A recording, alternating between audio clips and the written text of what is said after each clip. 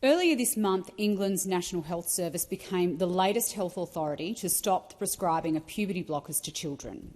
The reason that they did this was simple, because they undertook an independent expert review. They looked at the evidence behind what gender clinics had been doing and found it totally lacking.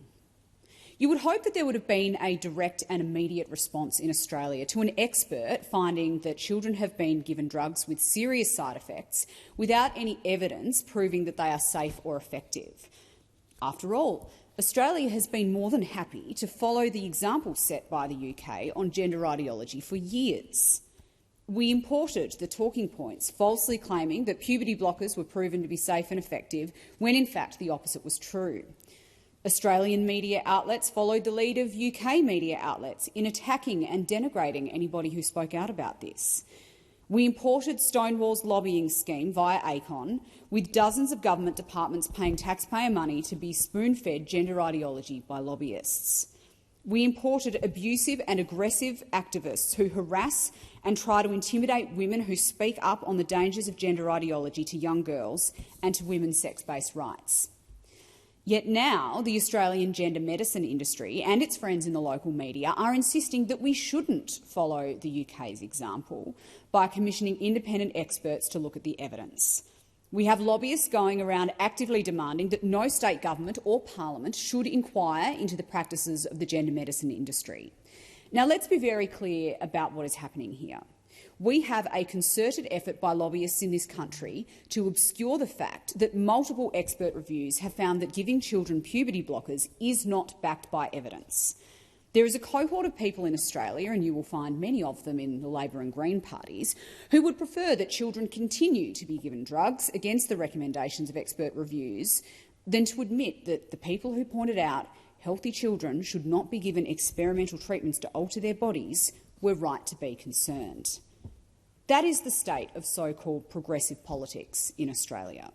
You are the best asset that big pharma companies have selling off-label drugs to children, and you're proud of it. Nobody in this parliament or in any Australian health authority should be surprised at the decision made by England's NHS. The finding of that expert review followed similar evidence-based reviews which had been undertaken in Sweden and Finland, which, perhaps not surprisingly, also found that the evidence for prescribing puberty blockers to children was very low.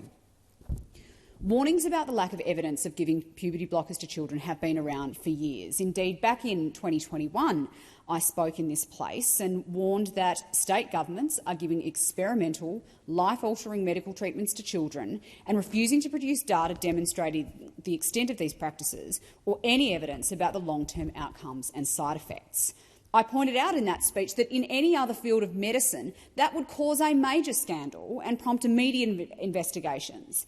But in this case, states feel empowered to operate in secrecy and to actively avoid public scrutiny or any independent oversight. Many parents, doctors and psychiatrists have been raising the alarm for much longer. Despite this, potentially thousands of Australian children have been prescribed these drugs while those concerns were deliberately being ignored. It has continued for years after other countries woke up and started raising the alarm.